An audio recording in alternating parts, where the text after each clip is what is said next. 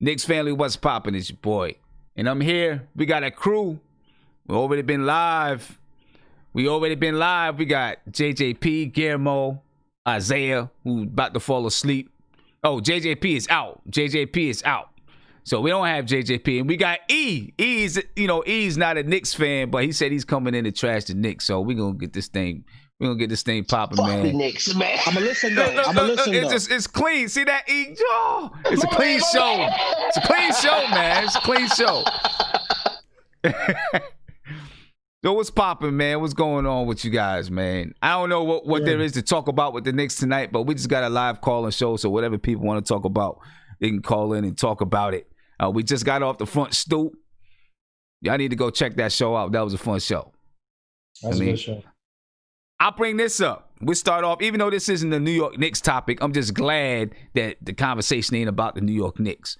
John Wall said that he wants to have DeMarcus Cousins sign with the Washington Wizards. E, how you feel about that? Oh, that's a good move, man. You think so? You think so? No. I just hope his Achilles add up. They hold up to it. I mean, I would love to see. I would love to see DeMarcus come to the Wizards, man. But one thing I will say this: I did not know John Wall's injury was that bad, bro. Like, I was on. I look at all the smoke with Stephen Jackson and Matt Barnes. Shout out to them. And John Wall was on there, and he was saying, "Dude, I didn't know he damn near had the Grant Hill injury, man. With the fact he almost lost his foot. He had like 2 infections. Matter of fact, he's 3 infections in his foot. Oof. And he almost lost his foot though, bro. And that's why he hasn't came back in like almost 2 years though, man.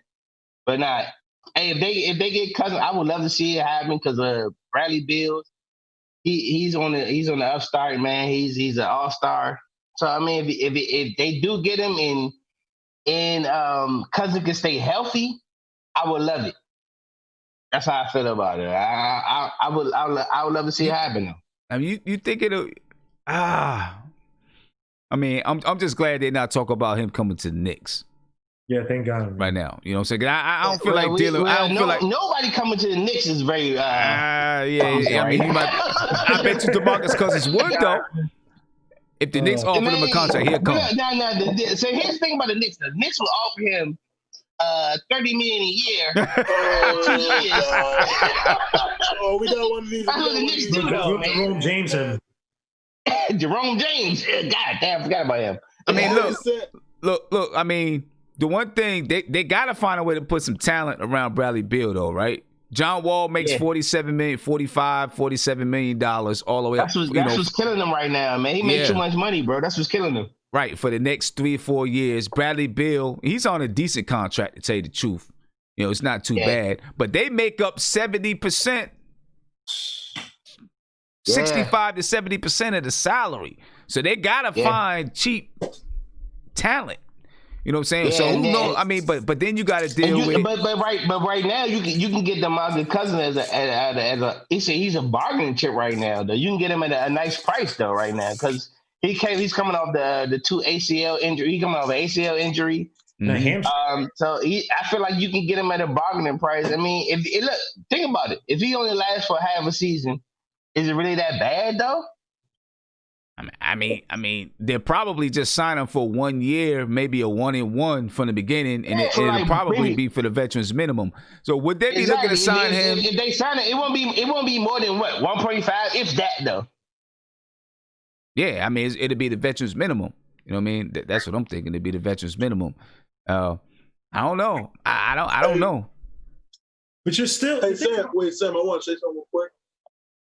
We had a fun time on Sportscaster today. Shout out to Sportscaster. All off topic. Yeah, exactly. Hey, I want to. You couldn't wait till we found. You couldn't find a like a little crevice in there. I'll make the crevice. Yeah. I'll make it. But I just want to say we had a fun time on Sportscaster today. I don't know the other Sim. Shout out to Sim 2. Shout out to you guys. Simmer. Simmer. He could not say simmer. You keep saying Simmer. There's no IA in there. It's Simmer. Simmer. or this Connecticut education is really great. So, Simma, but we had a great time on Sportscast, everybody. Please follow me, Isaiah B93, and we're gonna keep these videos coming. We're gonna keep having fun, everybody. So shout out to Sportscast. I love what I'm doing. Shamelessly promote himself, but he Yes. everybody. We had a whole conversation, and he stopped the conversation for that. Yes, I did. Yes, I did. Because you know why? Sportscast is number one, baby. Worse than Steve Stout. You're on YouTube now. Why would you? You understand how marketing works? You don't. Why would you? Shut up, Guillermo. Shut up.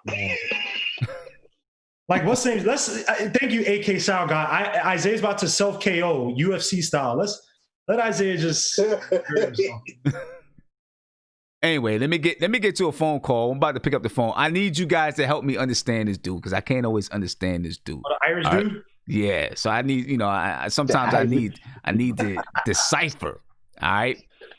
Sorry. Caller, you live with Nothing But Knicks. What's popping? Hey there, Simeon. How you doing? I'm doing all right. How you feeling? Yeah, I just want to bring up the subject about the coaching search. Mm-hmm. There's a candidate I really like the Knicks are interviewing, Ime Udoka. He's caught my attention because he's cut from the Popovich coaching tree. Like, I've seen these other guys who have been assistants underneath Pop, like, Brett Brown, Mike Budenholzer. There's just so many others. Even Doc Rivers, he was, not assistant, but he played for him. That there are a lot of these guys that have either played for Pop or they've been his assistant that they've gone on to do great things. I think Ime would be great for the Knicks because we need a young coach that players can relate to, and Ime's a young guy, and I think he would be great at developing our young players. So I'm really hoping the Knicks go after him. And, what's his name again? What's his name again? Ime Udoka. Oh. But you know what? Oh, yeah. Yeah. I don't mind there being a young coach, but the whole idea, I think I'm over with that whole idea that, the young guy to relate to the players because it didn't work with Fizdale. You know what I'm saying? And I think with our young players, we need somebody not that's just going to relate to them, but that can hold them accountable and not be afraid to hold them accountable because Fizdale became their friend. And I think that's just a huge mistake. You know what I'm saying? I'm not saying that he would do that. But, as far as, just someone who can just straight up relate, yeah, you need to have someone who can relate to players, but not just on a level of, I can relate to, to how you talk and I'm closer to your age, but someone who could just, someone who can discipline them, but also build their confidence. I think Kenny Atkinson could do that.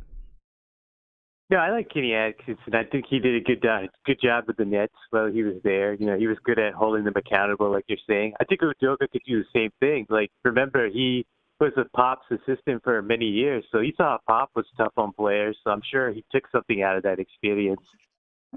No, I mean, listen, you might be right. You might be right. You know what I mean? But I'm just saying, being that one that can relate, it's not always the easiest. You know what I mean? I've coached high school and AAU basketball for a long time, and I've seen a lot of coaches come in that, they want to coach players that's 16, 17 years old, and they're like 24. You know what I mean? And they have a hard time being able to discipline those players because the respect level just isn't there. Sometimes for some players, I'm not saying that's everybody, but some players you need someone that's just a little bit older, that they have a little bit more respect for. But, he could work out. Listen, the Knicks Leon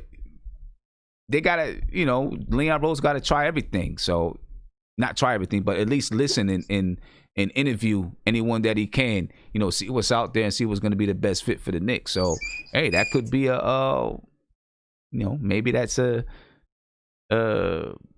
proposition. You know what I mean? Or maybe that's something he'll look at. Yeah.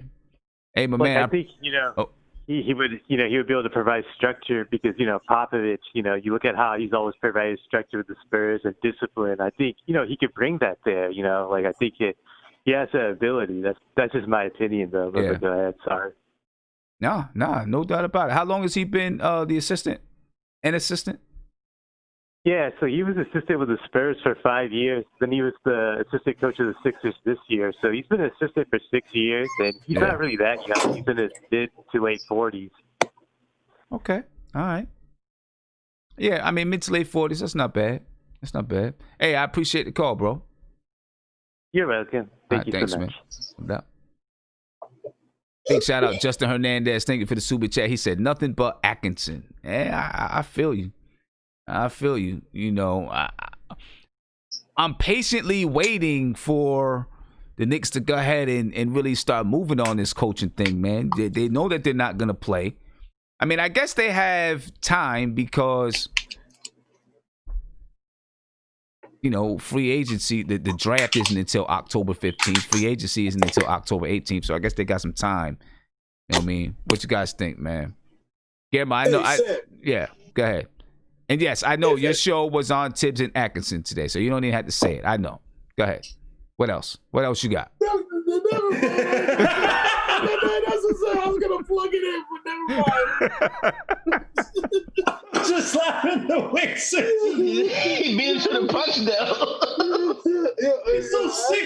It's like he's so sick of Isaiah. He's like, hey, what do you got? What are you gonna not add to this conversation? I was gonna plug the show, but he did it for me. So yeah, go watch Tim versus Kenny Atkinson die. Oh man. Oh, that was funny as hell. That was funny. Oh, that's hilarious. Yeah, I mean, I would like for them to go ahead and listen. We know it's between two guys for the most part, right?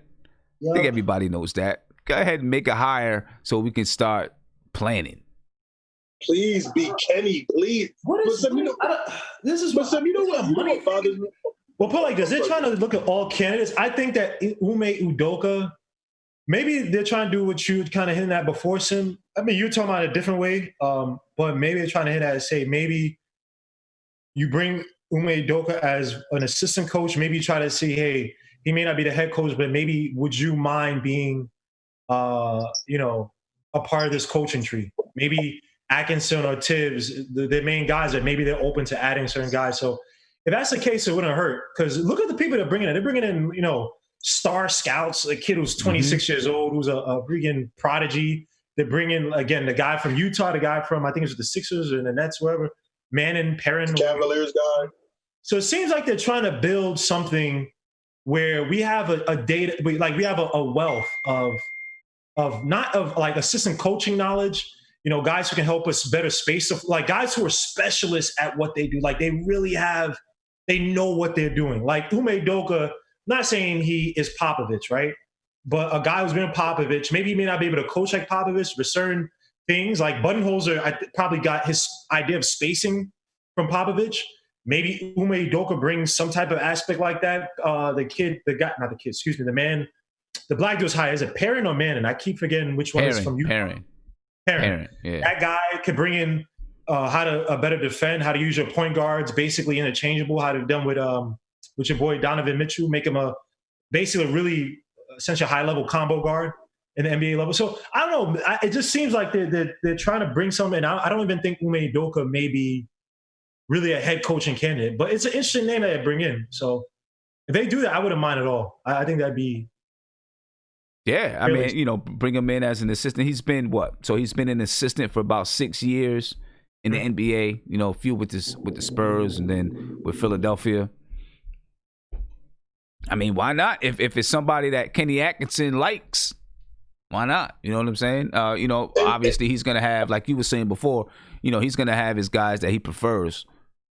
And Sim, if you look what they're doing, it feels like, I could be wrong, but I feel like they're going more towards Kenny with, like Guillermo was saying, these specialists. They got the young kid, the young 26-year-old. It feels like they're going more Kenny style of coaching with young analytics guys that are focused on, individual things that for the betterment of one type of development. And I feel like they're doing that, man, because I just don't.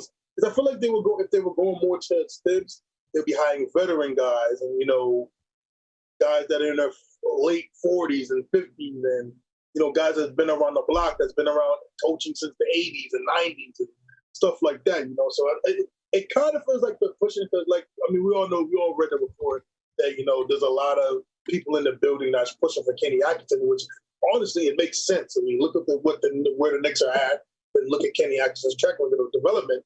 It wouldn't be a right time for Thibs. And just what worries me the most is that most of the building probably wants Kenny Atkinson, but it doesn't matter what they think as long as Leon Rose wants Tom Thibodeau. That's the part that really scares me. It's like Tom Thibodeau and him are good friends from what the reports have said. And it feels like this is Thibs' jobs to turn down, rather than Kenny getting a fair chance of being like a coach. It's more of, hey, if Thibs gets the Rockets job, which a lot of people think he might get, then that's when they go to Kenny Atkinson. I'd rather let's get Kenny Atkinson and get these guys some development. You know what I'm saying? And I think most Knicks fans agree with that. It's just, I'm more worried about Leon Rose wanting Thibs, no matter what the situation is with the Knicks and how he would fit with the Knicks. Yeah. Well, they've added 3 more people. So one is Ime Udoka, and then you got Pat Delaney from the Magic and Chris Fleming from the Bulls are other people who's been added to their coaching search. That's according to The Athletic and to ESPN. So I don't know. Who knows? Udoka played for the Knicks. They have time though. Yeah, Chris Fleming, he sounds like a bad coach. If I had to go with names though, he just sounds like a horrible coach though. Like if I would say, my new coach is Chris Fleming, they'd be like, man, that dude's trash. They don't even know him. He just sounds trash though, son. Fleming is terrible. Anybody with the last name Fleming sounds horrible, bro. The Knicks don't need right now. So I'm gonna be honest with you, the Knicks don't need coming off the assistant coach. I don't think the Knicks need that, man. I don't think the Knicks need an assistant, because we literally did this with Fizdale, and I just can't and to me, Fizdale was more qualifying than some of these guys, because Fizdale came from Pat Riley and Mike Woodson and those kind of guys, and he still sucked, which you would know if you watched my video. But it's just really I know, Kim, I plug it in seamlessly, but I just don't want the Knicks to go that direction of, hey, look at this young black. It's not even about him being black, but look at this young coach. He's been with the Spurs. He's now with the Sixers. Let's give him a chance, and then he sucks. I just don't want to do that. I'd rather go with the proven Kenny Atkinson, who has literally the track record of developing young players. That's what I want. I mean, I think that they're probably just going through the motions. And I don't know if there's any kind of, no, there's not. But I was going to say, I don't know if you have any kind of rules that you got to hire, that you got to interview a certain amount of people, but there's not in the NBA. You can just go ahead and hire whoever you want. I think they're probably just going through, let me not say going through the motions. When you do an interview for a head coach, you're not just looking for the head coach. You might be looking for assistants as well. You know what I'm saying? So, they might be interviewing these guys. Then they might ask them, well, if you don't get the head coaching job, would you take the job as an assistant under another coach? You know what I'm saying? They might have spoken to Tom Thibodeau and Kenny Atkinson, and some of the guys that you hear on this list, they've mentioned as guys that they wouldn't mind having on their staff. You know what I mean? So it could be that as well. That they're looking for more than just the head coach as they're doing this search. Who knows? You know what I mean? Who knows where it's going to go from there? But I would like to get it. We know it's going to be either Tom Thibodeau or Kenny Atkinson, in my opinion. We know it's going to be one of those two guys. I like to just go ahead and get it over with. You know what I'm saying? Get a coach hired, get the coaching staff in there, and then get started planning, man. You know what I mean? Go ahead and get started planning. Yeah, I feel like y'all should make a decision now and just get it over with, man. So, like you say, just, you know what it is, and just go from there, man. Because y'all, prolonging it and doing all this other garbage, man. Just pick a coach and keep moving, man. Yeah, that's it. You know what I'm saying? Get your assistants and then let the coach start to, you start working with the coach to figure out, okay, who do you want to keep on the team?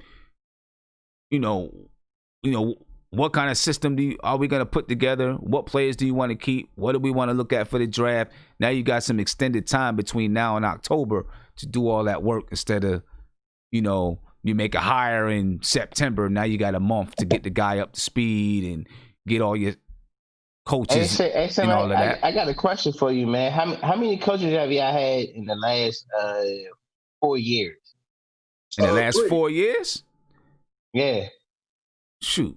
It's been right? three. Because Fizzo was here. Fizzo, Mike Miller, Hornacek. Oh crap! Yeah, y'all had at least 3 coaches in 4 years. We probably had more. We probably had. If you're counting the interim coaches, you might have had more than that. No, because if you said 4 years, right? E? Yeah, 4 years. 4 years. Yeah. 4 years. 2016 was Jeff Hornacek. He got fired in 2017. Kurt Rambis took over, right? Kurt Rambis took over yeah. for Derek Fisher, right? Kurt Rambis in there too, yeah. Who did Kurt Rambis take over for? Derek Fisher? Yeah, Derek Fisher. Derek Fisher. Now I'm gonna tell y'all, like, just this conversation right here, y'all. You see how y'all were perplexed about how many coaches y'all had in that 4 year span? It's fucking. I'm sorry, that's sad. Yeah, that's sad, it is bro. sad. It is sad. We had a lot of regimes too. That's a bad. We didn't have consistent GMs, and it's like the bad thing about switching GMs constantly is that you're mixing and matching old GMs players with a new GM. Yeah, exactly. Coaches. Exactly. Right. This one, I'm not saying I'm optimistic, but I just like the build so far in terms of the front office. Like, say what you want about Leon Rose, and I still feel a certain way about him. I'm not saying I'm sold on him, but the people he's putting together, he's not bringing in a bunch of agents. He's not bringing in a bunch of guys who, because they're connected, they could bring just any, we're going to get the next, Giannis. We're going to get this player.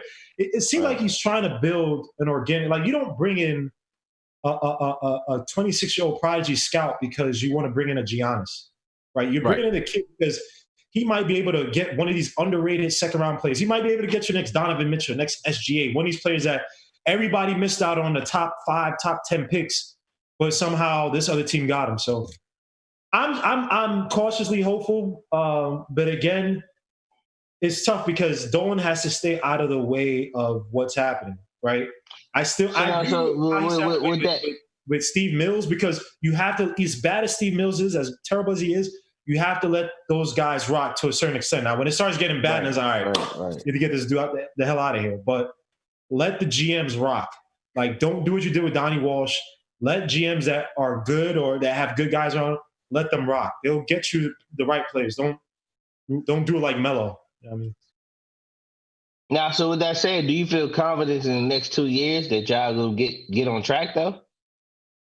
It's hard to say, man. I think we got to wait and see what happens with Leon Rose and his hires and how he starts to shape the roster. Because with Steve Mills and Scott Perry, we were overflooded with guards. That was an Isaiah Thomas. That's an Isaiah Thomas team. Look. That's true. They called themselves being in talent acquisition mode. Right? From the first year that they came on. They signed all these free agents, didn't keep none of them. Now, if none of them was, if they weren't any good, then, that's one thing. But they called themselves being in talent acquisition mode instead of just like trying to piece together a roster, not even just to win, but just so that when guys are on the court playing, they had a sense of what their role is on the floor. You know what I'm saying? And then your coaches, because you put your coach in a bad situation when you have. And we talked about this at the beginning of this season, and I think it's part of the problem. They had so many players that you could have put on the floor that the coach don't know where to turn. You got to have some bums on the bench that just ain't playing. You know what I'm saying? Some bums on the bench that when in doubt, we just throwing them in there. We know what it is. Yeah, you know what I'm saying? That way, you don't have your main players looking over their shoulder, or you don't have the coach just like, dang, let me, now I got to try to find. Hey, Sim, I got a question for you, man. Ask me that question. So what was your GM name? Scott Perry. Scott Perry. So I literally saw you break the news of Scott Perry. Like it was hilarious. I saw it. It came to head like it was like real time. I saw you break that news. You talk about Steve Mills. Steve Mills. When Steve Mills was getting fired. My bad. I take it back. It's Steve Mills. So yeah, I saw the Steve Mills thing where you saw like you got you saw the whole thing play out though, man. Yeah, man. That was crazy. That was crazy. Yeah. Was I texting with you, Guillermo? The day that maybe I don't know. What was it? Was I texting with you the day? And I was like, yo, I think, because somebody texted me, it was like, yo, it's about to go down. Right? Yeah. And I was like, yo, I think you tweeted it. You might have tweeted it. And so I saw Steve it. Mills? And like the next day, you did. Steve Mills was out of there though. Yeah, so the first, you tweeted you were praised as the breaker of bad or of good news. Yeah, good news.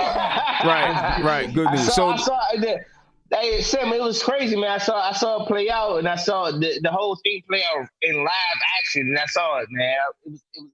It was just a good moment, but I mean, it wasn't a good moment for y'all, but it was a good moment for you. No, it was a good moment for us. It was a good moment because Steve Mills, man, I don't know. He was trash though. Yeah, I I mean, listen, I don't believe in black guys being fired, but that league gonna be gone. yeah, give us a call, ladies and gentlemen, 516-405-2246. Anything that you want to bring up, we go ahead and, talk about it. Public Enemy says, Sim, your boy is rubbing it in the Knicks fans' face. What you think he came on here to do? That's what he came on here to do. Talk about you, E. Yo, so E. I mean, I'm just saying. No, it's just real talk. I'm just giving y'all some real shit. Hey, look, from an outsider looking in. You're a Wizards fan, right? Huh? Yeah, I'm not even a Wizards fan. I'm a Lakers fan. Oh, Lakers fan. He's a Lakers fan and a Tampa Bay Buccaneers fan from DC. From DC. What? Hey, nah, I like what I like, bro. But there are a lot of DC people I don't like the Redskins, though. There are a lot of DC people. I don't. Yeah. But it's weird. Like NFC East, I met a lot of people from New York who are Cowboys fans. It's like Cowboys fans are all over though. Closest to, but yeah, Cowboys. I met people. Well, not in New York so much with Eagles. Eagles is. I'm gonna tell you where you can find fans spread out though. Cowboy fans are all over, and for some reason, Steelers fans are all over. It's weird as hell. Steelers fans everywhere. In New York, bro. I'm like, it's the weirdest, and I hated the Steelers because they got a bar. They got a Steelers fans bar in DC. Yeah, they real talk. Weird. They do. Yeah. I mean, well, Europe has them for all teams. Oh, another team that got like a huge following is the Oakland Raiders, though. Yeah. The Raiders got a huge following everywhere. Yeah, they got a huge following everywhere. So, what you guys think about some of these players? Donovan Mitchell. I think we talked about it earlier today. We'll talk about it again. Some of these players that want to sign their extensions before the NBA season starts back up. Man, you gotta get that money, bro. Yeah, that CBA. Something's not up. Something's not right, man. They get intel from somebody that, because the CBA is a few years away. It's not next year. It's not even. I don't even think it's 2 years from now, right? It's like 4 years, I think. It's a while. It's a while. So if they cancel this, it seems like they might go back and redo the CBA. I'm just trying to think about this way. The incentives that the NBA would have in doing that, and the incentives the players will have. And obviously, the players will have an incentive to better protect themselves, right? Get grandfathered in, get their money, whatever. But for the stations, what would be obviously they want to get back to. I'm just trying to think of the NBA because it's the NBA, right? Not the stations, right? So if the NBA reneges or go back, redoes the CBA. Or reduce the CBA. They redo the CBA, but the networks want to give them less money. Wouldn't that hurt them? So I think this is how it would work. I think this is just me. I think what would happen is, let's say that they went ahead and had the season in Orlando, right? And the ratings were really low. So the TV stations could not, they couldn't put enough ads on the games, right? Or they weren't making enough money. They're gonna put ads on there, but they were, the cost of the ad wasn't high, right? So they don't make enough money to recoup whatever they paid the NBA already for the, to be on the TV network, right? Because basically that's what happened when the NBA cut the deal. They gave the NBA a certain amount of money, and then the ads that they're putting on the games, that's how the TV station, the networks are recouping that money. You know what I'm saying? So let's say they don't make enough to recoup it, and then they say to the NBA, hey, we got to bring this thing right. So you guys got to pay back a certain amount of money, or however they might work it out. And so the NBA is like, well, damn, now we got to pay back a certain amount of money to the TV networks. We need to restructure this CBA, so that we restructure the players' contracts so we can have enough money to do so on and so forth. You know what I'm saying? So, that might be where, especially if you get a bunch of star players that do not show up. Get a bunch of players that don't show up, the ratings are going to be low. Oh, but it all goes to, man, it's just money, man. It's the bottom line, bro. It's just money. Yeah, I mean, that's it. That's the bottom line. So it's all about money right now for the NBA and for some players, because that's why some players are probably afraid that if the CBA gets restructured, then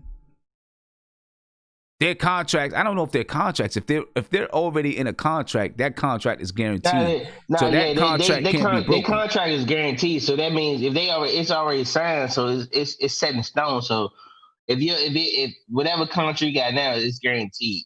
Right, it's guaranteed. But the players that are free agents, they can now start to come in on a way lower salary scale. You know what I'm saying?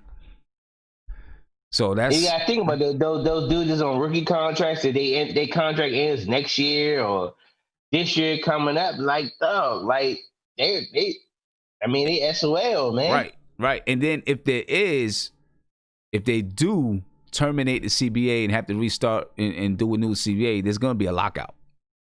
Facts. Yeah, without a doubt. It's gonna be a lockout, and that's not gonna help the TV networks. That's not gonna help the NBA. You know what I mean?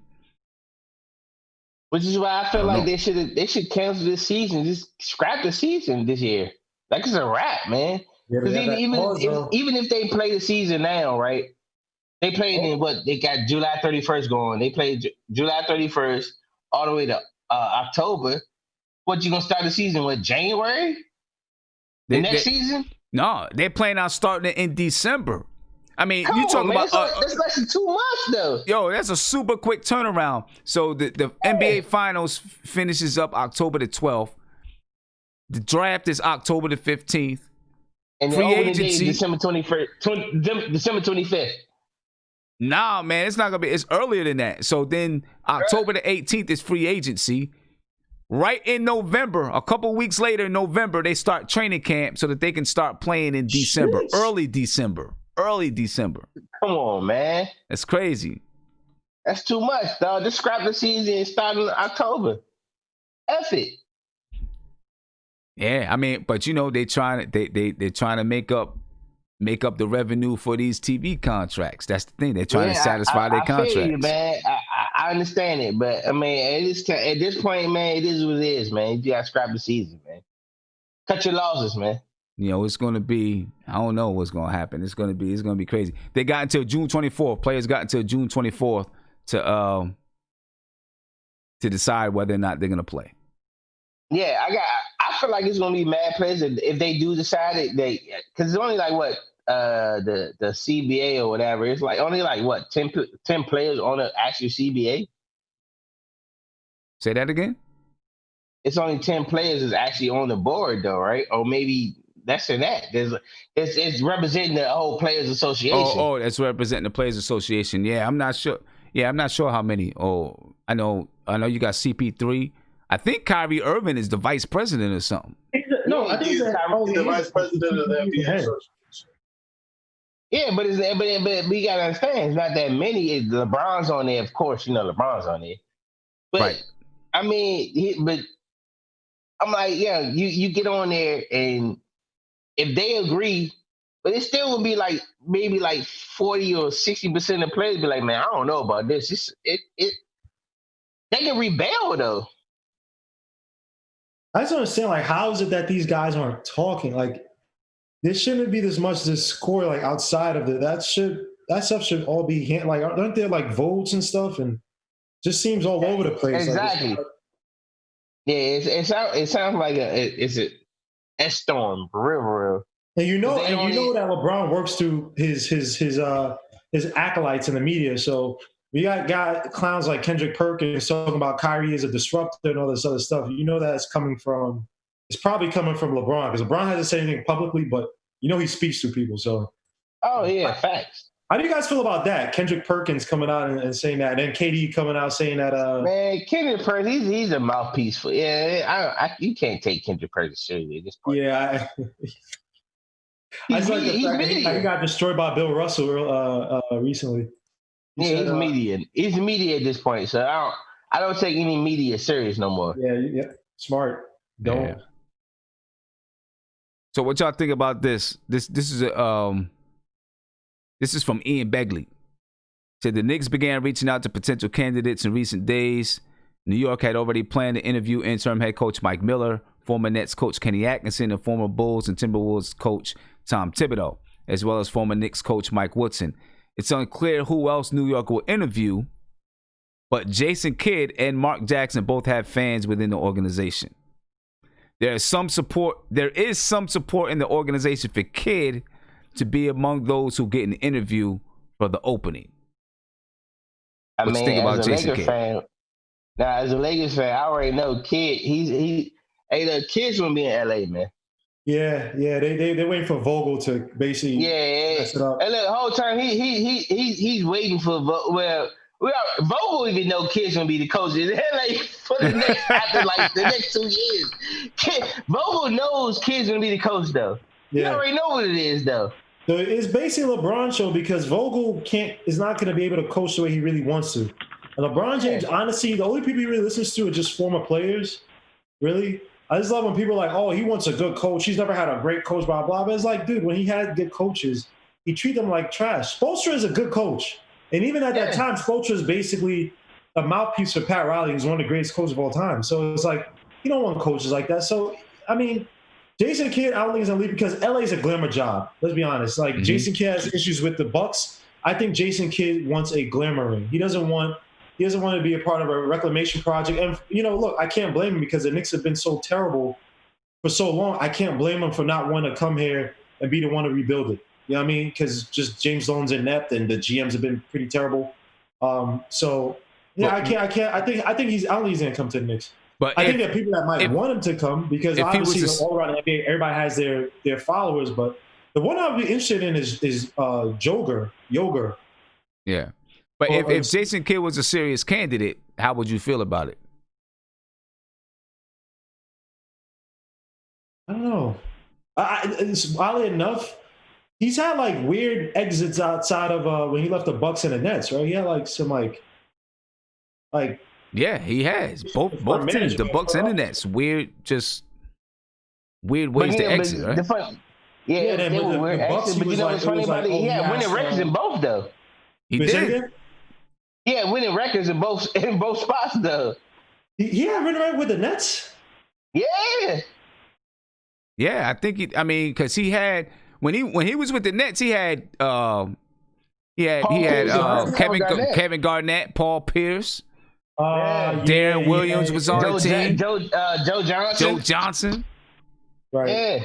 I think they're kind of underachieved a little bit, maybe. But they made the playoffs easy, though.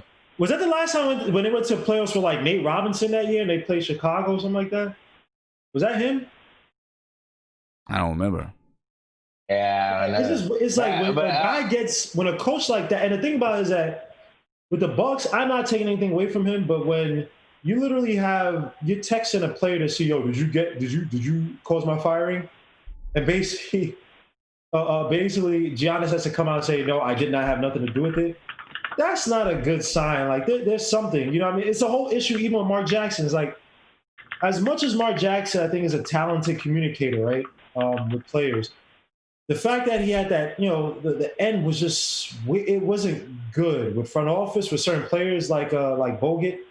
You know what I mean? We just don't need a coach who's not going to be able to galvanize all the troops. You know what I mean? I don't want a coach who might favor one or two players, get to certain people, then like all the front office hates him. He makes weird moves, and then he starts to become like he gets self-destruct, or you know. I don't even think it was that. I don't even think it was that with Mark Jackson. He was what hurt him was like, yeah, it was his religious views.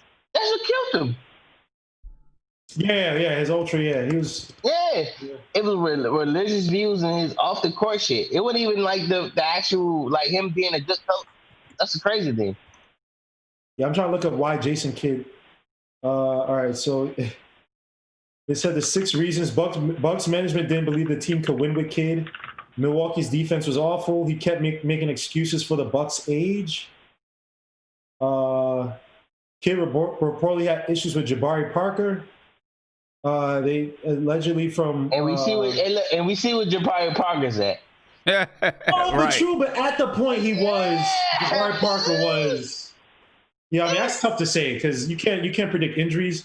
Jabari Parker was seen as, you know, that type of guy. But yeah, both sides. I'm not taking up for either side, but they said the Bucks are underachieving, and this is a consequence of ownership issues. Yeah, I don't know, man. I don't. What's his? You know? You said what? What's what? What's his playing style? I don't know. I mean, I don't know. I didn't get a chance to watch many of the Bucks in the Nets games when he was coaching. I just know when he was here with the Knicks, he was kind of the mastermind of the offense. But look at some players is weird, Tim. He's like, you know what he is to me? He's like, even though I don't think players hate him as much, he's like a CP3, right? Where CP3 might be an awful, just because he's that like prickly. It's just, he could be corrosive. But in game, he could be excellent. Because that one year we had Jason Kidd or Haffey or whatever it was, he was excellent for us. Yeah. Even at old age, because all the wisdom. I feel like some guys just better communicators while they're on the court versus when they're as a coach, right? And I don't know, man. Jason Kidd is tough. He's not an assistant coach. He's not going to take up that position. But you see how it's set up with the Lakers, man. He's there to basically just take over. And it's like, I don't know. He's definitely there to take over. I'm not trying to issue coaches who do that per se, because look, it's your career. Who am I to tell you how to? But I just feel a certain way. It's like you're that Machiavellian enough to be like, yeah, I'm just waiting for this dude to get fired. I'm gonna be right in. I mean, that was kind of the situation with LeBron and the dude. Who was LeBron coach when he was the Cavaliers and the white guy? He's on the Knicks now. The dude who coached Tel Aviv. Oh, you know what I'm talking about that. Yeah. Well, he's not on the Knicks anymore. I think the contract ended. David Blatt. David Blatt. Yeah. Blatt. And it was the same situation with David Blatt though. Like you had what's his name? Little dude, man. Tyronn Lue. Tyronn Lue was waiting in the wing. And the whole time Tyronn Lue was there, and then like when LeBron was like, "Hey, look, man, pull the plug on your man, Black." And Black had this is the crazy thing about Black though, right? Black had they had the #1 record in the East Coast, on the East Conference, in the East Conference. Yeah, and man. They still fired him though, because LeBron though. Yeah, they still fired him. LeBron to do certain things like play off the ball, play more in the, which all things would make LeBron a great player. And other players have told LeBron, Kobe told him, hey, get in the post. Other players have said LeBron would be a lot more dangerous if he played more off ball. And LeBron James didn't want to do that. So, yeah. And then this way it gets shaky, though. They won a championship with that same style, though. Yeah, I mean, they did. Did Tyronn Lue, did he coach the All-Star game that year? No, he ain't coach the All-Star game that year. I thought he coached In the Eastern The Conference? following year he did. The following year, coach, but not that Because year. when David Blatt was fired, they had the best record at the time, but I thought it was before the All-Star game. Nah, I want to say that I feel like they fired Black after the All-Star. Oh, did they? Yeah. Maybe so. Yeah. Maybe so. It was after. Because he coached the All-Star game. Let me see. I'll check right now. Yeah, that's what I'm looking up now. In the meantime, let me get to this caller here. Caller, you live on nothing but Knicks. I was about to say the front stoop. You live, man. What's popping? Yeah. Hey, fellas. Can you hear me? Yeah, I can hear you, man. Hey, this is Corey calling in from downtown Portland, Oregon. Okay. And obviously, I'm a Trailblazers fan, but I do enjoy watching a lot of the Knicks games because Clyde and Mike Breen are so great. But my question for you guys is, how would you guys feel being like real Knicks fans if like the management started trying to buy up some bad contracts and get some picks attached? So I'm thinking like maybe a Kevin Love or a Blake Griffin. Like if you could get one of those guys and a pick attached, how would you all feel if management started to focus on that instead of trying to build up the core you guys already have? I mean, I wouldn't mind. I mean, listen, the Knicks, if they waive players, we got like 5 or 6 contracts where if you waive them by June 28th, you only got to pay them $1 million. They can free up, the Knicks can free up like $48 million or something like that. So they would have enough money to absorb somebody's contract, maybe take on another player or take on a young player in a draft pick or take on a draft pick or something like that. I mean, I'm for it. You know what I mean? Because the Knicks aren't looking to do anything next year. You know what I mean? Someone like Kevin Love, how long is Kevin Love's contract? Does it expire after next season? I can't remember. I remember there was some rumors about him this season coming or to next the Blazers, season. and I was really hoping he didn't come because I looked at his contract and it was pretty bad. I didn't want all that money tied up, but I don't remember exactly how many years it was. Yeah, let me see. I feel like he only got I think it's like 2 years left. Still got 2 years left? Yeah, I think so. And they just signed or traded for Andre Drummond. Yeah. I'll never know what free agent, right? You said what? Andre Drummond's a free agent this year, I believe, right?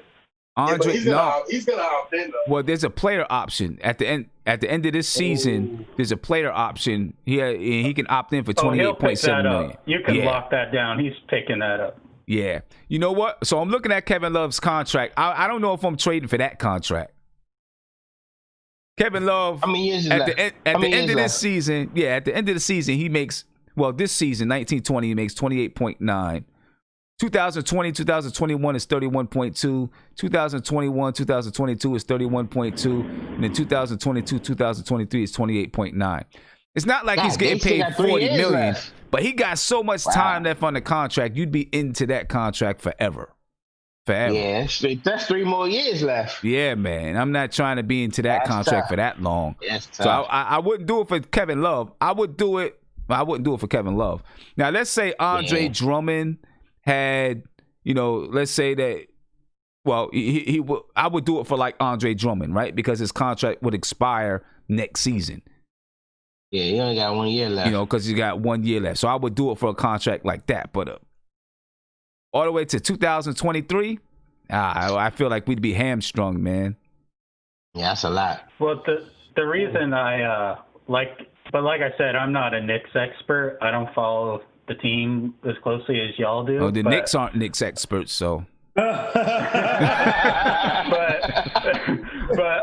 from an outsider's perspective, like I don't know how y'all feel about this, but I don't really believe in the core you guys have.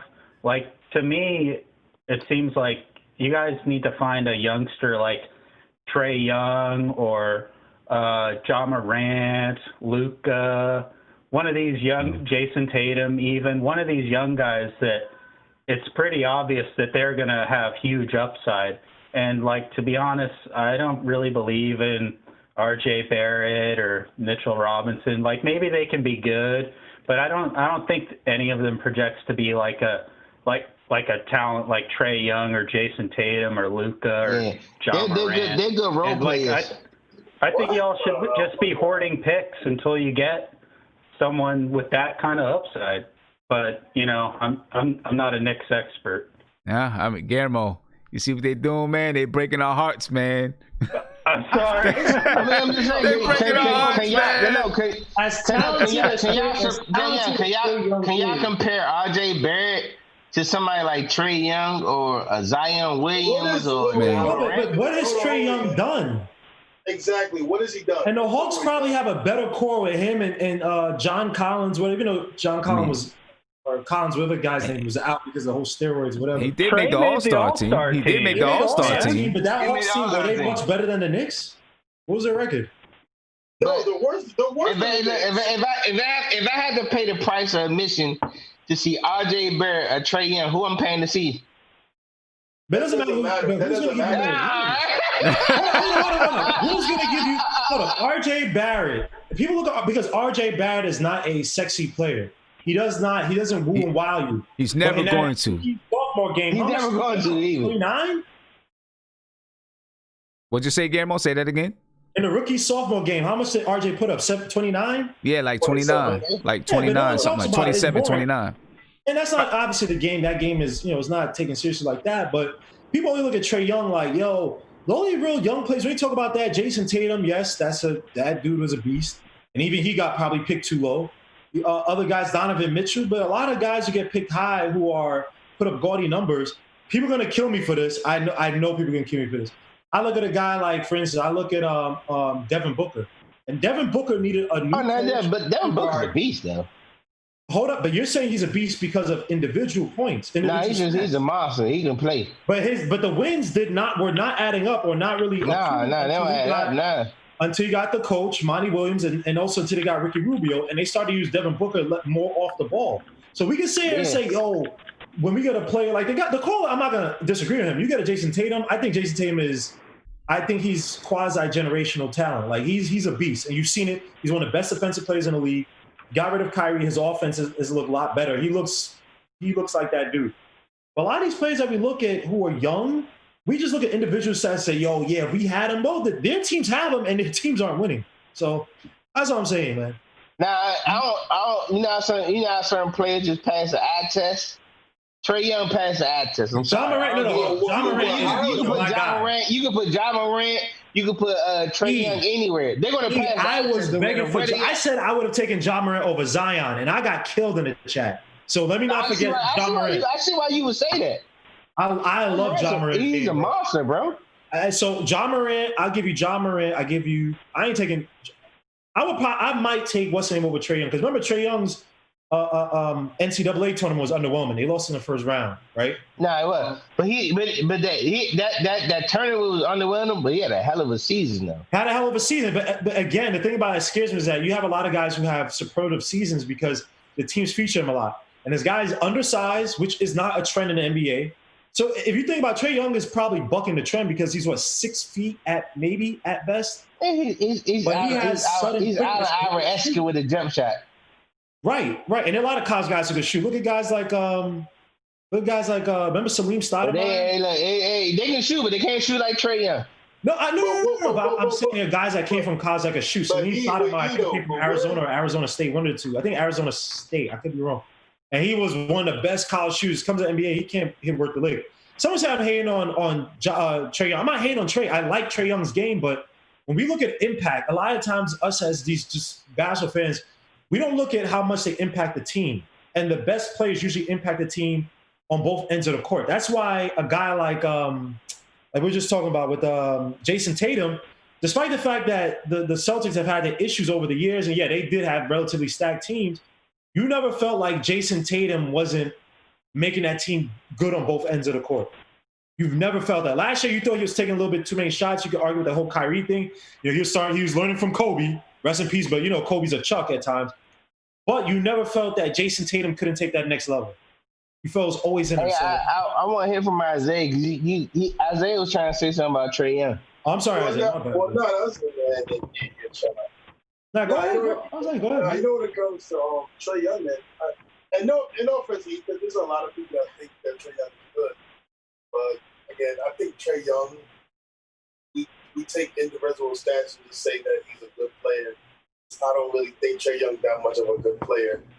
Shoots a lot. He shoots a lot of threes and stuff and scores. But other than that, the team doesn't agree to winning.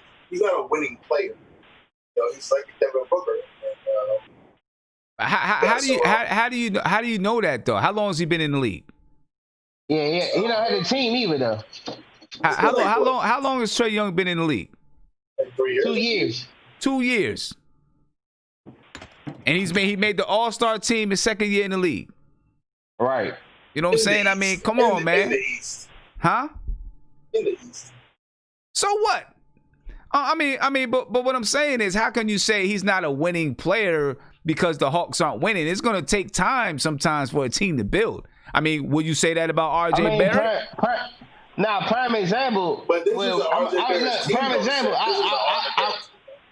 Prime example. I witnessed the Wizards, and I'm witnessing your man Bradley Beal put up 30 at night. Bradley Beal's a beast, bro. He's a monster. He's like Trae Young for real. He's a monster. He but is. they just not winning because they don't have the team. And Trae Young don't got the team, but that don't mean he ain't good though. But Trae Young has John Collins. He has a couple good young core. But it's funny you say that. But yeah, Trae Young made the All-Star game over Bradley Beal, and Bradley Beal should have made the All-Star game. I mean, they were both two bad teams, so they could have. they literally picked either one. Yeah. But my thing is this, though, right? But before you go, I think this when people are RJ, they don't see star because, no offense, and this is I know we're Knicks fans, we watch the games, but it's just like people see Ja and Zion, and it's automatic because they see star potential. But listen, man, RJ Barrett has scored 800 points. And is in an elite category, I think, before he turned 20 with like LeBron James, Carmelo Anthony, all those guys. So I think people are just looking at, like, because John them on highlights and stuff like that, they don't think RJ's going to be super dope. But don't be surprised if RJ can be better than both of them guys. Just don't be surprised that it could happen, because it can't happen. Well, I mean, I'm hoping that he can. I'm hoping that he can. For a Knicks fan, I'm sure he'll do your stuff. Let me get back to the caller real quick. And Guillermo, your camera is falling. It's getting real low. Like all we can see is like your head. I'm sitting in my seat. There you go. Hey, caller, man. But basically to answer your question, I mean, I would accept contracts as long as they're short. I'm not trying to accept like super long contracts. You know what I mean? That Kevin Love contract is trash. That Kevin Love contract is deep. So, hey, I appreciate the call, man. Good question. Well, hey, thanks. I appreciate you taking my question. I don't have any more questions, but I just wanted to comment on the Carmelo Anthony situation that went down in Portland. Man, he was so much fun on this team. And when he came in, like I wasn't expecting him to be an all-star or anything, but that guy was putting up like 15 to 20 a game, and he was like trying hard on defense, and he was just such a class act in the locker room. Like our local beat writers loved him because he always had a huge entourage. And I'm still trying to cop a Blazers Melo jersey. They sold out like in 5 minutes at his first game. But I don't really have a question to end on, but I just wanted to tell y'all that we're big fans of Carmelo here in Rip City. Yeah, is he coming back next year? I don't know. I think it really depends on whether or not he's cool with being on the bench. Like at the start of the season, the third game, our starting three, Zach Collins, he dislocated his shoulder. Mm-hmm. And that's kind of like our starting four, not our starting three. And that's kind of like the main reason we signed him. is because once we were planning on giving him big minutes, it was his third year, so we were expecting a lot from him. And then when he dislocated his shoulder, third game into the season, we didn't have no depth at the 4. Like, we had nothing there. We had, like, Mario Hezonja, Anthony Tolliver, Kent Bazemore, who's, like, a shooting guard. You can't play him at the 4. So, like, we were losing tons of games just because we didn't have nobody. So I'm glad Melo came in as a starter. He did a real good job, but when Zach Collins gets back, I know management, they're going to start him. They're not going to start Melo. So if Melo's cool with coming off the bench, then yeah, I hope he comes back. But as much as I like Melo, we can't start him over our young talent we need to develop. Yeah. That's that's always going to be the question. We'll see. Yeah. It's always going to be the question. Hey, I appreciate the call, man. Hey, thanks, Sam. guys. Appreciate it. Hey, yeah, I got a funny Carmelo story, man. I never forget my senior year in high school, right? And I played against Carmelo, and the funniest thing, man, it was the same week of like the slam dunk contest Saturday night, and this one was in DC or whatever, right? So Carmelo said, man, I never forget this drink. He said, man, I can't go to the dunk contest, so I'm gonna have my own. And he gave us a smooth 30, dog.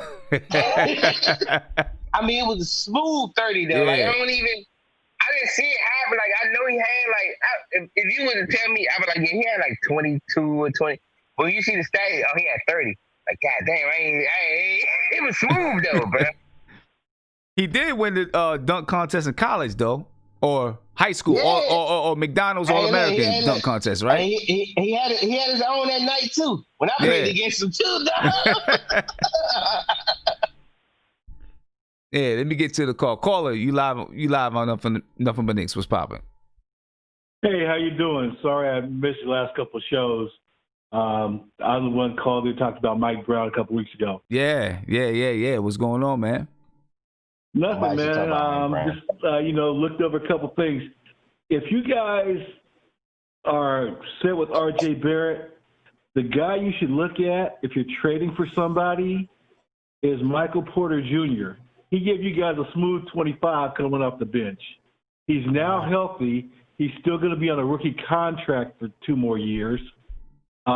Remember, he had the back issue. Otherwise, he'd have been the number 1 pick in the draft. Mm-hmm. Mm-hmm. And then, I've been seeing all these high school kids for the last couple of years. You got the Jalen Green kid who's going to the G League on the select team, right, next year. So he's a guy that if you don't get who you want, say you don't get LaMelo Ball, say you get Killian Hayes, he's going to be your point guard. You got R.J. Barrett. You got a Michael Porter Jr. who Denver might be willing to move because they're going to lose Paul Millsap, and they're going to need Julius Randle would be a great fit for them along with Portis. Then you pick up a draft pick where you can get your 4th guy next year or the year after that. But you'll have 3 young guys. Killian Hayes and your Frank Ntilikina would be good backcourt. Similar type players, pick and roll. You got to get rid of Julius Randle. When he was with the Lakers, he has the issue of he's the dog. He tells you got to give him the ball because he tries to play the bully. On your team, he was the veteran. So he was just demanding the ball or taking it and icing guys out. There's a kid coming out in 4 years, Imani Bates. He was a Gatorade Player of the Year. He's a 6'10" sophomore out of Michigan. One of my friends is a high school coach, so I've seen all these high school kids play for the last few years. So those are just some guys you might be looking at. There is a guy, Dantes Manunas, I believe. He was a 12-10 guy. His agent messed up his contract. He's overseas now. He's a role player. You guys shouldn't think about bringing in the high-priced free agent. Bring in a guy who played the NBA, went to Europe, is a role player, and knows, hey, you're not going to be the star. You're going to give me good defense, 4 or 5 shots a game, 10 to 12 rebounds a game. That's how you guys kind of want to build the team. In my thing, I kind of told you how like guys like Jerry West, those guys build teams. They look at who's my core player, who's going to fit in and get my puzzle pieces together. Yeah. So let me ask you about Michael Porter Jr. Do you think Denver is willing to move him? They're going to have to move him because they've got a few other contracts that they traded for. Jeremy Grant, who's more ball dominant. They're running him as a starter. You've got Joker and Murray, they eat up the shots. Michael Porter Jr. moves well without the ball, but he's probably the best talent on the team, but the guys are already established. You know, it's kind of like that young guy coming in. He's trying to show what he can do, but for the right prospects or the right fit for their team, I think they would move him. And I think the Knicks have what they kind of need because Millsap is kind of up there. Randall is only $18 million a year. That's an easy sell for them. If Millsap he's a free agent, right? He's a free agent this year? He picked up his player option this year, so I believe that at the end of this season he should be a free agent. You're right, because his player option was like $37 million or something like that. Yeah. Right. I mean, yeah, Julius Randle would fit right into that slot. He's not the shooter that Paul Millsap is, but I guess they have better coaching in that kind of stuff there. That maybe it could work out. But then you're still talking about, because Michael Porter Jr., his contract is what, $3 million a year? You still got to find a way to match those salaries. If you traded Julius Randle, now who are you bringing back that's going to make up that other $15 million? And it's got to be a player that, you can get rid of that contract. I'd have to look a little bit more on their bench, but they had a couple players that, are they're veterans that are there that aren't really playing, that I'm sure they would easily, think about it. If they lose Millsap, they really don't have to get the money back. But they'll probably take a pick, and the Knicks can eat a contract for a year for one of their veterans who's not really playing. The thing is, if you believe in Kevin Knox, it's good. If you don't believe in Kevin Knox, that's where Michael Porter Jr. comes in. He's another guy I got to see a lot when he was in high school. Being out here on the West Coast, I go to a lot of these tournaments because, like I said, I do with a lot of college coaches that I give opinions to on players. I saw him firsthand. He was no joke. The Jalen Green kid, I've seen him for the last 2 years out here in a couple of Max Preps Classics.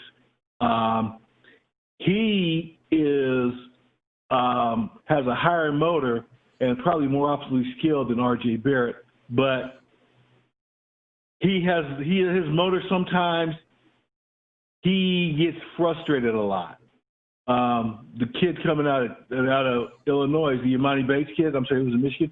He's 6'10". He plays the 1, 2, and the 3. He was a Gatorade National High School Player of the Year as a sophomore.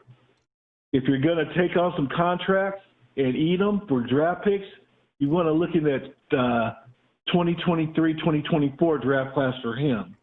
But if you're going to go with one good draft pick this year, one good draft pick next year, there are a couple guys like Rodney Hood. Before they brought in Carmelo Anthony last year in the playoffs, he was doing work. He was. But then they brought Carmelo Anthony in. He's a veteran, more skilled, more fitting in. Rodney Hood was doing really good work. He's a player that you might possibly bring in if you're going to move Kevin Knox. That's a quality question. Isn't he coming off of an injury as well, though? Rodney Hood? Rodney Hood had a hamstring issue, I believe. Oh, it was hamstring? Okay. What'd you say, Guillermo? Yeah, I was going to ask this guy, are you a scout? Yeah, I spoke to you a couple weeks ago. Yeah, this is the guy that called a couple weeks it's ago. him. Oh, my bad. Yeah. I actually thought it was the last guy who just called that one. No. My bad, bro. I couldn't, the voice, I couldn't make it out. My bad, I sent Sam an email of a scouting report that I did for somebody. Yeah, and we gotta get you in the chat.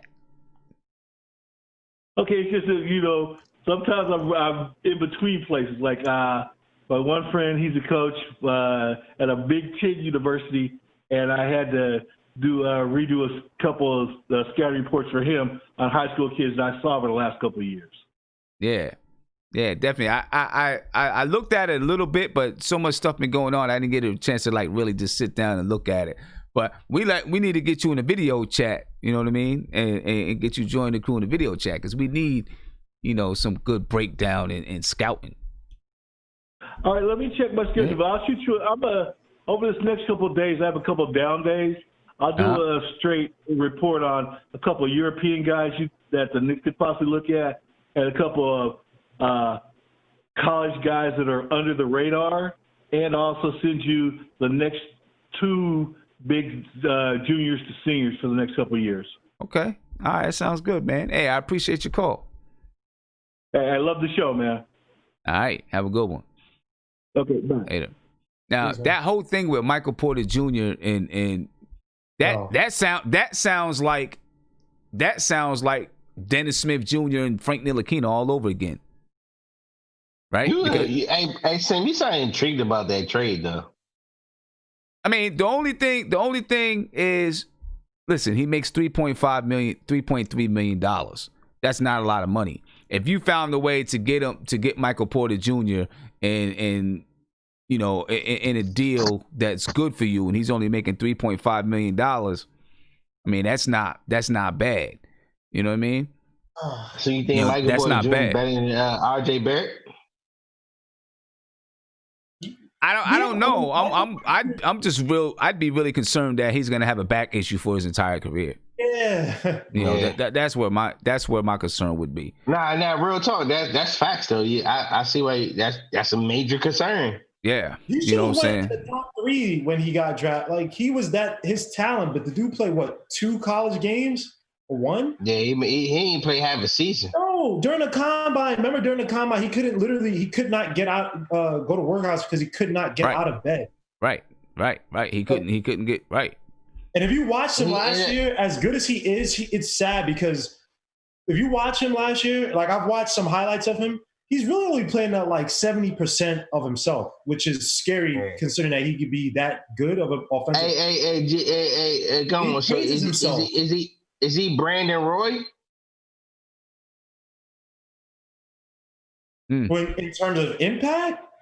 He sounds like Brandon Roy though. I would say I can't call him Brandon Roy because Brandon Roy was borderline special. Brandon Roy was a dog, bro. He was. I think he was. I might get killed for this. I think he was Dame Lillard and some, just because the NBA is a little bit different in his time, a tiny bit different. I mean, he might have been, man. Brandon Roy, if it wasn't for them degenerate knees, man. Hey, look, I'm not mad. I'm not mad at you for that comparison, dog. Because Brandon Roy was a dog, bro. Yeah, he was a dog. I took all these buzzer beaters Dame time. Brandon Roy had, man. Brandon Roy used to carry that team on his back. Because I remember he used to have him, Rudy Fernandez, Martell Webster, Travis Outlaw. My man, hey, look, shout out to my guy. Jared Jack was on them teams, man. Yeah, Jared was Jack. on that team. Yeah, shout out to my guy. Was LaMarcus Aldridge on that team? I think he was. He was on the team. Yeah, LaMarcus Aldridge. He was on late teams. That team, if you look at it on paper, in terms of like, I remember Martell Webster, Rudy Fernandez, and Travis Outlaw was supposed to be like, the Blazers got, and then they drafted Odin. Yep. And everybody was like, this team is. Hey, bro. Hey, look, real talk. I talked to Jared Jack last summer, and he said what you just said, he said, man, Brandon Roy, if all the stuff didn't happen to him, he said, man, Brandon Roy was a beast, bro. Because he played with him. He's like, dog, he was a dog, bro. And for y'all that don't know, him and Jared Jack, close friends. Yeah, really? I talked to him, he's like, he said Brandon Roy was a dog, bro. So he played with a lot of people. He said Brandon Roy was a dog, man. Have you talked to Jared Jack about coaching? Nah, he don't. It ain't his thing, man. I talked to him about it. Nah. Wow. But he should be. He should be because he played with a lot of people, bro. Dog, I asked him about Steph Curry because I was being a gossip queen and shit. Being a gossip queen, and I was like, so I said the one thing I asked him like that. So Steph Curry, I mean, is he really like that though? Like I feel like you know, is he? I mean, does he really be cheating and all? He's like, nah, dog. He said, real talk, he a good dude, man. My cousin, she used to go to Hofstra. She played for Hofstra, Isoken Uzama. And she went out, her boyfriend was friends, with Brandon Rush. And I remember this back in the day, and they were like, yeah, because he played with Golden State, yeah. Played with Golden State, and I don't know how it came to this, but basically it's like, yo, is Steph Curry like that? Do he be? No, that wasn't a question. It was talking about guys messing around. He said, and Brandon Rush was like, yo, all these dudes that be married, they all mess around, but the only dudes that don't do nothing that I've seen, Steph Curry. Dog. My man Jack said the same thing, bro. Girls be throwing themselves at Steph Curry, and Steph Curry just be like, nope. So, for y'all girls that say there's no black man, I feel good. Steph Curry. Dog, Steph Curry is on the up and up, dog. I'm over here like I said, look, and I even say off the record. Don't even tell me like the real talk. Like I'm not gonna say nothing about it. He said, nah, dog. I ain't seen nothing, bro. Yep. He said Steph Curry legit, bro. Yep. Yeah, no doubt. Let me get to it. I got Tony Crow here on the line. I think it's Tony. Tony, what's popping, man? Shout out to the chat. What's good, Sam? What's good, bro? How you feeling, man? I'm good, brother. I'm good. Had a nice, productive day today. All right, that's what's up, man. So what's going on with you? Not much. I seen you was on. I had to call in real quick. I caught that last caller, the scout who had called in the other day. I like what he's talking about. And I noticed the other day you had mentioned something about Harry, what's his name? Harry Giles. Yeah, Harry Giles the third. Yeah, wasn't too high on him. But I mean, not even that I'm not too high on him. It's just I just feel like it's a duplication of Mitch. You know what I'm saying? And they're both young guys that you project are going to be starters in the league. It just wouldn't make sense to me. I think Giles is more of a four, though, right? Ah, I think he's 7 foot, ain't he? Might be. He was on the Magic. I know. Coming out of high school, you could put him in that same boat as a Porter Jr. As far as I guess he's a power forward. He's really a four though. And the injuries is what held him back. Yeah, I guess he's a power forward. He's 6'10". But what is he? He doesn't seem to be that different from. But he doesn't shoot it from the outside, really. He's not very athletic though. That's As a matter of fact, he don't even shoot threes at all. That was the one thing that I was looking at. Huh? Yeah. I think it's more him coming off the injury and him not really having taking 2 years before he can really get his feet wet. But I'm still high on Harry Giles. And again, I do like, I was high on Michael Porter Jr. too. I just thought it wasn't a risk that we could have took at the time. Yeah, no doubt. Definitely In hindsight, though, it's taken Knox a lot longer than I thought it would take him, to develop. Yeah, so maybe, we might have should have took that chance. Well, see, the thing, I mean, if you can get him now, depending on what you're giving up for him, right? Because he only makes $3.5 million a year, it doesn't hurt you that much if you were able to get him. But Denver not giving up because they only got to pay $3.5 million a year too. You know what I'm saying? They're not giving up Michael Porter Jr. I don't see them giving up Michael Porter Jr. Oh, It's gonna cost us a draft pick for sure. Yeah, right. Yeah, and I don't. Giles, Yeah. we may be able to just get. He's a free agent, so yeah, he's an unrestricted free agent. Yep. Yeah. But what else you been talking about? Michael Porter Jr. He's an unrestricted free agent. Who? Harry? Michael Porter Jr. Nah, Michael Porter Jr. is under contract. Harry Giles is an unrestricted free agent. Oh, got you. Yeah, yeah. Now we're not really talking about nothing particular. We're just talking about whatever topic comes up. You know what I'm saying? I'm only on for about 6 more minutes. I'm heading off. Oh, okay. Send me a text on how to get into the new video. Oh, bet. And, yeah, I do that. I'll try to jump on the next one. All right, bet. All right. All right. Shout out to the chat. Yo, Black is time. Sam, keep doing your thing, brother. Peace, brother. Peace, Tony. Yeah. Somebody from Sportscaster Inside the Dugout said we're about to call in. Sound like a baseball team. Baseball. I don't know what they know, but anyway, if the Knicks did, that other call that was on, he was talking about trading Julius Randle. If you trade Julius Randle, his contract is $18 million. If you brought back Michael Porter Jr., how many years is Randle contract though? Is it 1 year or 2 year? It's 1 more year, and then it's a team 1 year option for $18 million. Yeah, 1 more year for $18 million, and then it's a team option. Golly, God, woo. Right. So if you traded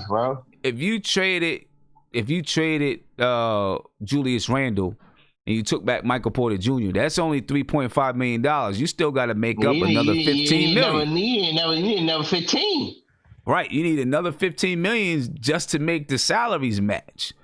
You know what I'm saying? Oh my God. So I mean, so then you got to pick up some other contracts to try to make it work. They got Will Barton. Will Barton makes 13.7. You could pick up that. That contract expires. Well, actually, he has a player option in 2021. And Will Barton with y'all though. Yeah, right. Will Barton would have to come to the Knicks. That would work. Like if they traded Michael Porter Jr. and Will Barton for Julius Randle, which they're not doing because Will Barton is a critical piece to their team. Now, Will Barton, he's a bucket getter though. He's a bucket getter. That's a critical piece to their team. Wouldn't make no sense to do that. He gets buckets. You know what I'm saying? So I don't know where. But you gotta think about Sim at $15 million a year for Will Barton. Like, I get that's not bad. Barrett. Yeah, that's good money though. I mean, that's not bad. I'm just saying I don't think Denver would do it. Nah, I feel like Denver. Kind of like Gary Harris is starting to slip a little bit. They probably, they need scoring from that guard. Right. I don't think Denver would do it. And Paul Millsap actually signed his contract for 30. He picked up his option for $30 million, not $37 million. So, well, look, I'm gonna take Beasley. And you know what's so crazy? Paul Millsap is getting $30 million a year right now. Yeah.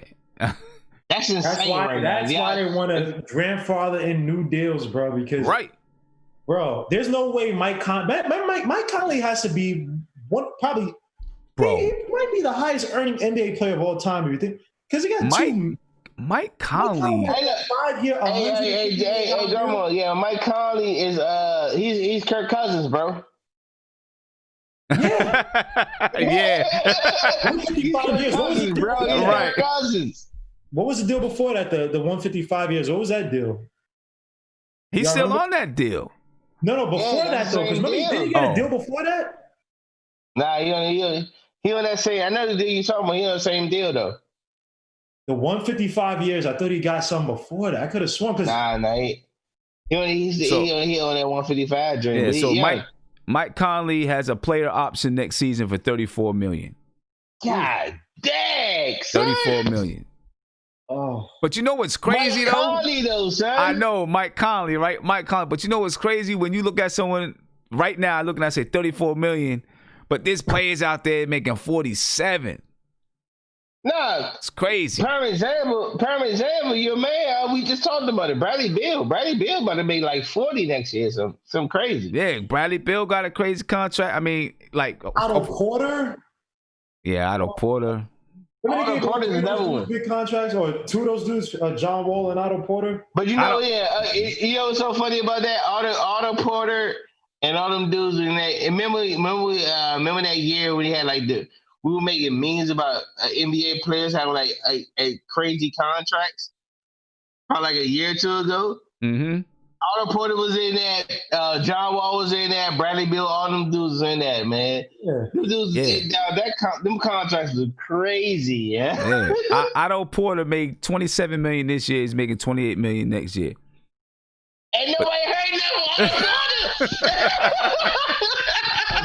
We have not heard nothing from Otto Porter in 2 years, bro. Right, nothing from Otto Porter. It's crazy. It's not fair, man. This is not fair. God, why can't I feel that? Why? Why not, Crazy. man? And Otto Porter. Al Horford is another one. Even though Al Horford's been solid. Oh yeah, Al Horford's another one too, bro. Al Horford's another one, bro. He made a lot of money. He made a lot of money, bro. Oh my gosh, dudes, it's crazy, man. The amount of money, it's crazy how much money they make. Hey, Sam, look at Al Horford, man. Al Horford made a lot of money, bro. Where's Al? Oh, he's with the where's Al Horford right now? He's probably with the Sixers. 76ers. Right yeah, he's with the Sixers. But before that, he made a lot of money, man. Yeah, I know. He made a lot of money, but he actually signed a good contract with the Sixers. What's that? What would he sign? He waited for a long time. He signed a good contract with the Sixers, a surprising contract with the Sixers. Al Horford he made $28 million this year. He's making $27.5 next year, $27 million in 2021-22, and $26.5 in 22-23. That's what he signed with the. That's what he signed with the 76ers. Al Horford. Come on, Sam. I can't. You can't. Hey, dog, you cannot make this up, bro. Yeah, that's crazy. He is fully guaranteed. Fully guaranteed. Hey, dog, this dude has averaged 10 points in the last 3 years, bro. Yo, Tobias Harris got a crazy contract. Who else? Tobias Harris. Oh yeah, Tobias Harris. He got a crazy contract. What does he have? Look, Tobias Harris' contract is he makes 32.7 this year. Next year he makes 2.7. Yo, next year he makes 34.3. The following year 35.9. 2022, 2023 he makes 37.6, and in 23, but in 23, 24 he makes 39.2 million. Tobias Harris. Stop. I'm done. I can't take no more, bro. I'm done. I can't. That's crazy. I can't do it. Tobias Harris, though. Tobias Harris. Look at GK's face, though. His face says no. I'm depressed. It's like why? I don't want to think it, because I hate this. It hurts that like my genetics failed. If I was 6'7", yo, bro, I would be, bro. This is why, you know what? I give it DeMarcus Cousins. I don't feel bad for like these millionaires, right? But I feel his pain, bro. Hey, look, anybody that robs the NBA, dog, I'm cool with it. I'm sorry. DeMarcus Cousins got his max deal taken away by injuries, bro. He was a max player. And he got. Oh, he did. That was a max player. He was a max player, bro. He's not going to get that deal ever again, but. Oof. Yo, the 76ers, they better win a championship, man. Yeah, I was just reading an article. Somebody was calling Elton Brand an idiot because he cares more about names and stuff. Because if you think about it, would you rather have Al Horford or would you rather have Jimmy Butler? I'd rather have Jimmy Butler. No, they traded for they re-signed Tobias Harris this year, right? So would you rather have Tobias Harris? They re-signed Tobias Harris because they didn't want Jimmy Butler. Right. I think you might. I'm taking Jimmy Butler over Tobias Harris. I'm sorry. But listen, their contracts are ridiculous. You just heard Tobias Harris and Al Horford. Then you got Joel Embiid. He's at $27 million. And then in 2020, 21, $29 million. And you still got the young boy. You still got the young boy from LSU, though. Yeah.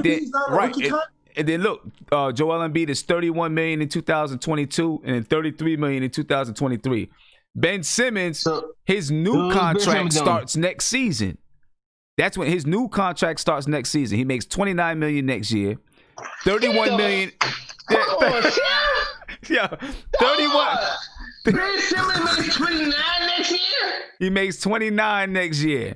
He makes 31 million in 2022. I can't. I'm done. I don't need no more. I'm done. It's crazy.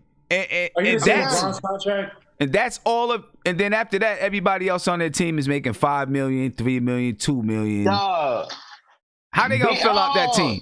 How they gonna fill out that team? Run it back. So give me the top 3 players. So you got how much does Embiid make? How much did Embiid make next year? Yeah, next year Embiid makes $29 million. All right, Embiid. We're going from Embiid to Tobias Harris. How much did Tobias Harris make? Tobias Harris makes $34.3 million next year. Ben Simmons, how much he make? Ben Simmons makes $29 million next year.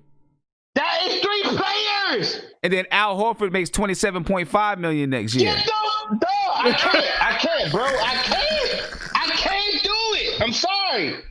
I'm about to sign off this. I'm signing off the card, dog. I can't. It's crazy. That's 4 players. That's 4 players that make over $100 million. Right. Bro. They're gonna bring those contracts down. But you know what? If they bring those contracts down and they succeed in doing it, would more parity be created? Because that would be better for the league, man. I mean, contracts. I don't know. I mean, think about a team like that. Let's just say, all this COVID stuff. They got to restructure the salary cap is different. The salary cap is supposed to be like 115 or something like that. Let's say it goes down to 100 million. What are they going to do? No, they got 100 million right there with 3 people, though, bro. With 4 players, they got more than 100 million. They got 100 million. Yeah, they got like 120 million with 4 players or something like that. Come on, man. What are they going to do? Bro? What are they going to do? They're going to have to. Done. I don't know what they're going to do. It's crazy. After that. I mean, they're going to be in salary cap. They're going to be in salary cap purgatory for mad years. No, you done. That's sorry. Crazy. If they don't win a championship with that, and they're not going to. That's the sad thing. They're not going to win a championship. They're not going to win a championship. With all that salary cap, they still not going to win a championship. Right. Shoot. I'm surprised they didn't put in an application to get some COVID-19 money to pay their salary like the Lakers did. Do you understand how hard it is to win in the NBA, win a championship when you think about that's crazy hard.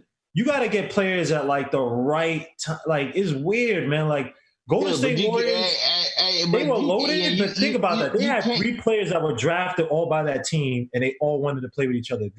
Draymond Green, Klay Thompson, Curry, and they were all high-impact players. You know how rare that is? Yeah, I feel you, but you can't have 4 dudes making $30+ million a year on one team. I feel you, man. Well, wait, what? The Wizards did Bradley Beal when Otto Porter and John Wall got the contracts. Do you remember what they got Otto Porter out of there too? Yeah, Otto Porter doing like with that team, bro. But do you remember what Bradley Beal was making at that time? What was he? But Otto Porter was the highest paid player on the team. Yeah, because he had 110 5 years or something like that. Yeah, he was the highest paid player on the team. What was Bradley Beal making? I'm saying. To be honest, Bradley Beal is the second highest paid player because John Wall is the first highest paid player. Right, but at that time, he might have been on his rookie contract at that time. At that time when they traded Beal, when they traded Otto Porter was he was a highest paid player. He made too much money. Right, but when they gave Otto Porter that contract, I think Bradley Beal might have been on his rookie contract when they gave him that contract. Yeah, he was. I think he might have still been on his rookie contract. But then Wall was number 1. It was Bradley Beal number 2. And then when they gave Otto Porter that contract, he was number 3. But Otto Porter contract was like crazy. He was like it was precedent. Like nobody was gonna match that. Yeah, except for Chicago. Yeah, for a player that hadn't done anything.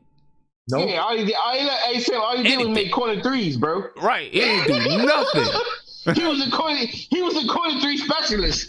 His most famous video is when he's standing on a baseline playing defense and the dude run past him. He got to make a triple look to see where his dude went.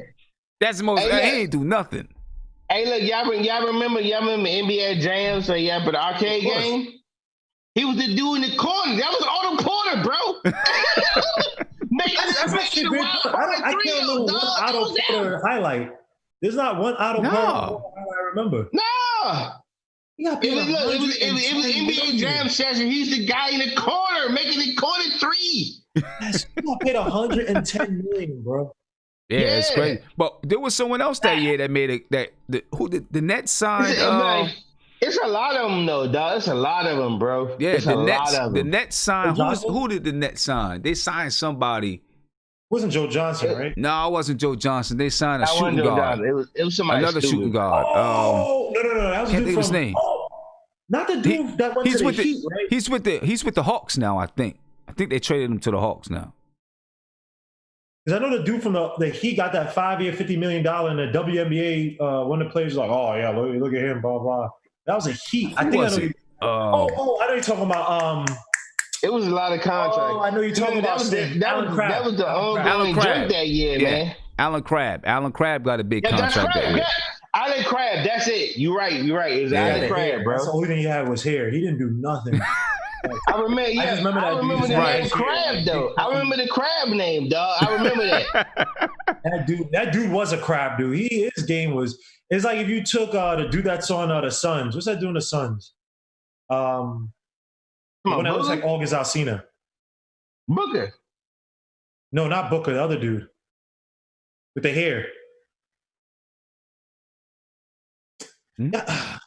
The dude looks like August Alsina. Oh, I'll get it right now. Hold on. No. I know you're talking about because he played with the Wizards. I know you're talking about. That's Oubre, I always used to get him and Kelly Oubre mixed up. But Alan Crabb was garbage. Yeah, they gave that man $17 million a year. Oh my! For like God. 4 years. That was the same time the Knicks gave Tim Hardaway $17 million a year. I remember. I think that he was supposed to be like came out too, or something like that. But he never like amounted to anything better than. I think he had like one good year of like 3-point shooting. Alan Crabb. Let me see. He had on the Nets, Brooklyn. He shot 30. Wow, talk about a drop off. The bro shot. He went from 44%, 10 points, 44% from three with the Blazers. That's where, because he was a specialist with the Blazers. Yeah. Went to Brooklyn, shot 37.8%. Yeah, I know you're talking about Crab, man. Alan Crabb, man. He was a that contract. He went to Texas Tech too. He went to Texas Tech. Yeah, it was Texas Tech.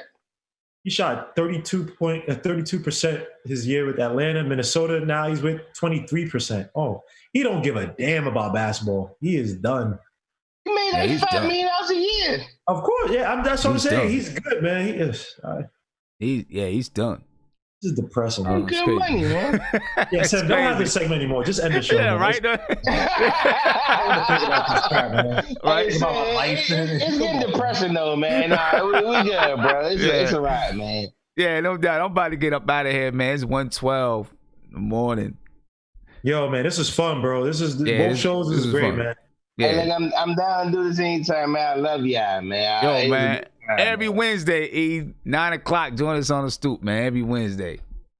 Sure, you can join us on MBK man. Too. Shoot, MBK is like 3 times, 4 times a week. Yeah, we can definitely use more non-Knicks, man. Yeah. Hey, y'all good family, man. I love y'all, man. I appreciate you, man. Peace out, y'all. Yeah, man. I'm get up out of here. Me, man. Follow me on the OT Show 1 on Instagram and Twitter. And follow me on Instagram, Bros Beer and Whiskey. Yeah. Bros Beer and Whiskey on Instagram. Just go, just type it in. Bros Beer and Whiskey on Instagram. Go check it out. Yeah, man. AKA BBW. The Garrison brothers, the Barley huh? Bros BAND band. Nah, Bros Beer and Whiskey. Bros beer whiskey. Bros beer and whiskey. My bad. Damn, that's alcoholic. Beer and whiskey. Yeah. Damn, we got you. That is hardcore, man. Hold on. And OT Show 1, man. Hollers, we talk about real stuff, man. OT Show 1. I definitely check that out if we can get them. Bros beer and whiskey. I'm gonna put it here in the put it in the YouTube chat too. My man, appreciate it. Put it here in the YouTube chat. Hey, look, man, I love y'all, man. Y'all have a good night, man. It's good shit, man. I love y'all. Appreciate you, man. Hey, E, I'm gonna text you about the he's gone. He left. Oh. Anyway, I'm about to get up out of here. Let me put this here in the chat, man. Instagram.com/brosbeerwhiskey. Make sure you go check out my man E, and he'll be back. Oh, I got a couple super chats here. Let me get to a couple of these super chats here